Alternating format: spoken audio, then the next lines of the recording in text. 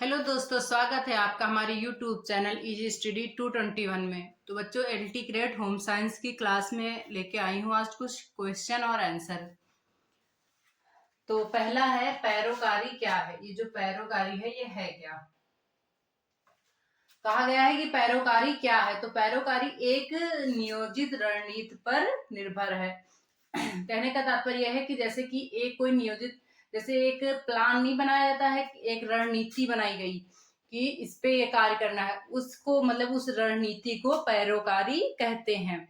या फिर क्या किसको कहते हैं, राजनीतिक नेताओं से मिलने के लिए एक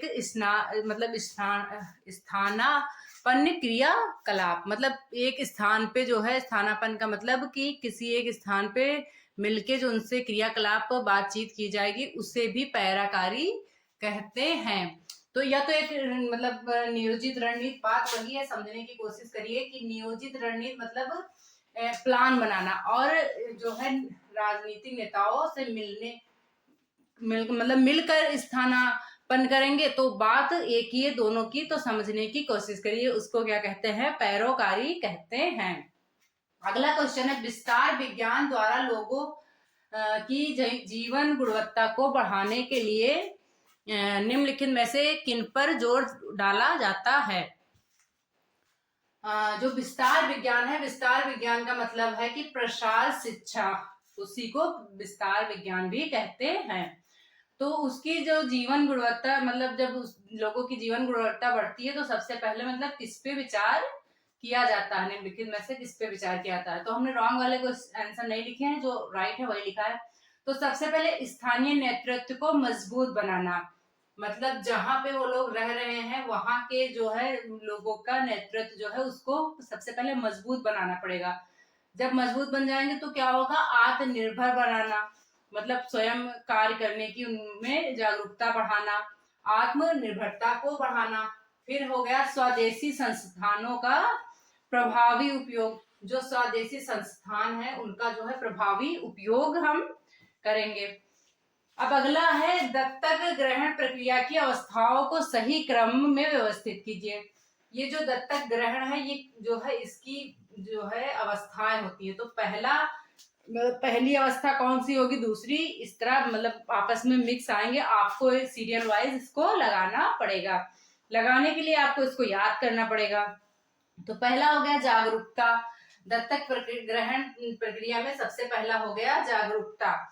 उसके बाद में रुचि हो गई, फिर मूल्यांकन हो गया, और जांच के लिए प्रयोग, फिर अंत में आता है आपका दत्तक ग्रहण। ठीक है, ये सीरियल वाइज लगेगा। फर्स्ट पे जागरूकता, रुचि, मूल्यांकन, जांच के लिए प्रयोग, दत्तक ग्रहण। अब अगला देखिए। तो अगला, एक स्वस्थ मानव में सांस लेने की औसत क्रिया बार, मतलब 1 मिनट में कितने बार होती है। जो एक स्वस्थ मनुष्य है, मानव है, जिसके कोई रोग दोष नहीं है, वो जो है 12 से 16 बार प्रति मिनट, मतलब 1 मिनट में 12 से 16 बार वह सांस लेता है। ये क्या है, ये आपका 550 बार वो लगभग एक दिन में ऑक्सीजन लेता है।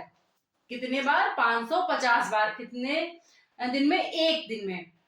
तो ये जो स्वस्थ मतलब 1 मिनट में 12 से 16, और जो है क्या नाम है, एक मतलब पूरे दिन में 550 बार एक स्वस्थ इंसान सांस लेता है। क्या होता है, श्वसन दर की जो मतलब अगला क्वेश्चन है, श्वसन दर किस समय सबसे कम होती है। जो ये श्वास लेने की मतलब सांस निकलती है, लेते हैं, तो वो सबसे कम किस टाइम मतलब कम हो जाती है। क्या हम काम करते हैं तो कम हो जाती है, दौड़ते हैं तो कम हो जाती है, तब तो बढ़ जाती है ना, दौड़ने से बढ़ जाती है।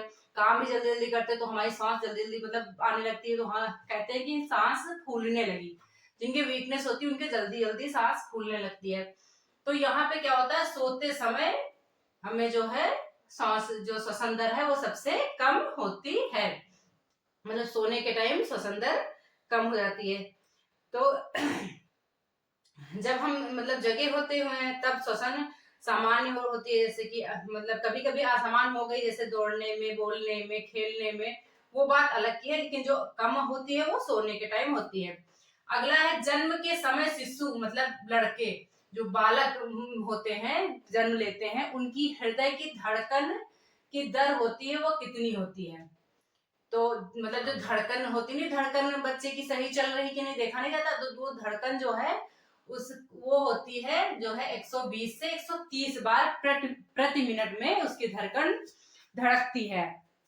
कितने बार जो है 120 से 100 जो है 30 बार उसकी मतलब धड़कन धड़कती है। और क्या होता है, तो क्या होता है जबकि एक छोटे बच्चे की धड़कन मतलब जो धड़कन दर होती है वह 80 से 100 प्रति मिनट होती है। 80 से 100 अगर आता है छोटे बच्चे की, या फिर आता है 2 साल बच्चे की, या 3 साल बच्चे की, या 1 साल बच्चे की धड़कन गति लगभग क्या होती है, तो वो होती है 80 से 100 प्रति मिनट होती है। अब यहाँ पे जैसे कि बताया गया है कि एक जो वयस्क व्यक्ति है उसके हृदय की जो धड़कन दर होती है वह कितनी होती है। एक स्वस्थ मनुष्य में हृदय की धड़कन की गति कितनी होती है, तो उसकी होती है 70 से 80 प्रति मिनट। 70 से 80, ये सारे पॉइंट नोट कर लीजिए, बहुत ही इंपॉर्टेंट है तो आसान ही, लेकिन ये भी पूछता है। तो एक जो स्वस्थ इंसान हो गया उसकी जो है कितनी हो गई, 80 से नहीं 70 से 90, सही 70 से 90 हो गया, 70 से 90 बार वह सांस लेता है। और क्या होता है, जो शिशु या बच्चे की धड़कन दर होती है वह क्या होती है 160 प्रति मिनट तक भी पहुंच जाती है जब वह रोता या चिल्लाता है। ये जो होती है 120 से 130, तो ये 150 160 तक भी पहुंच जाती है। जैसे कि हमने कहा ना, दौड़ेंगे तो हमारी धड़कन बढ़ती है, सांस बढ़ती है, उसी प्रकार जब ये रोएगा चिल्लाएगा तो इसकी जो धड़कन है वो 140 और 150 भी बढ़ जाएगी। देखिए बच्चों, आप लोग प्लीज क्लास को जो है मतलब लाइक शेयर सब्सक्राइब करिए, कम ज्यादा से ज्यादा लोगों तक पहुंचाइए। देखिए मैं बहुत मेहनत से पढ़ाती हूँ, तो प्लीज समझिए थोड़ा सा, जो भी लोग क्लास करते हैं वो समझने की कोशिश करें प्लीज, जो है आगे बढ़ाइए क्लास को। बाकी आप लोग की मर्जी भाई। अगला है, निम्न में से कौन सा भाग जुकाम से संक्रमित नहीं होता है। जैसे हो गया नाक, कान, गला, और अंदर के हो गए फेफड़े हो गए, ये सब, इन सब में जो है कौन सा वह भाग है जो जुकाम, नॉर्मल जुकाम होता है नहीं, सर्दी जुकाम, तो उसमें जैसे नाक हो गया, कान हो गया, आंख हो गई, गला हो गया, फेफड़ा हो गया, तो इसमें कौन सा मतलब ऐसा है जो नहीं संक्रमित नहीं होता जुकाम होने पे, तो यहाँ पे होगा आपका फेफड़ा। फेफड़ा क्या होता है, जुकाम, नॉर्मल जुकाम जब होता है तो वह संक्रमित नहीं होता। नॉर्मल जुकाम में फेफड़ा संक्रमित नहीं होता है। ठीक है बच्चों, समझ में आ रहा है कि नहीं आ रहा है, जरूर बताइए। क्या जब मतलब मौसम के बदलाव के कारण जो जुकाम होता है उसमें फेफड़ा जो है संक्रमित नहीं होता, लेकिन क्या होता है जब काफी लंबे समय तक अगर मतलब जुकाम है और सांस नली प्रभावित हो रही है जुकाम से, तब फिर क्या होता है, जब अधिक मतलब इलाज इसका नहीं कराया था तब फेफड़े पे आता, नहीं तो इसमें क्या होता है फेफड़े में कोई परेशानी नहीं होती है। कब, जब हमारे नॉर्मल सर्दी जुकाम होता है तब। अगला, फेफड़े द्वारा बाहर फेंकी गई गैस होती है जब हम श्वास मतलब, अब देखो क्वेश्चन को थोड़ा सा अलग घुमा दिया गया।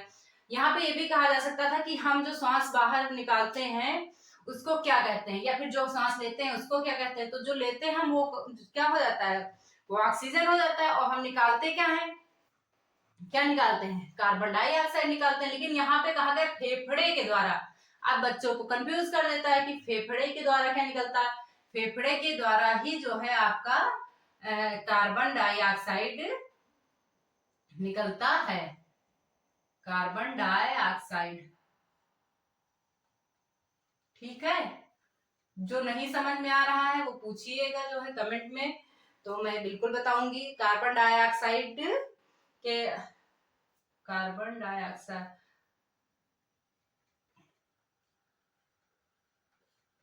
अगला है गोवलेट कोशिकाएं क्या होती हैं। जो ये गोवलेट है इसकी कोशिकाएं क्या होती हैं, या जो है या एक म्यूकस या श्लेष्मा उत्पन्न करता है।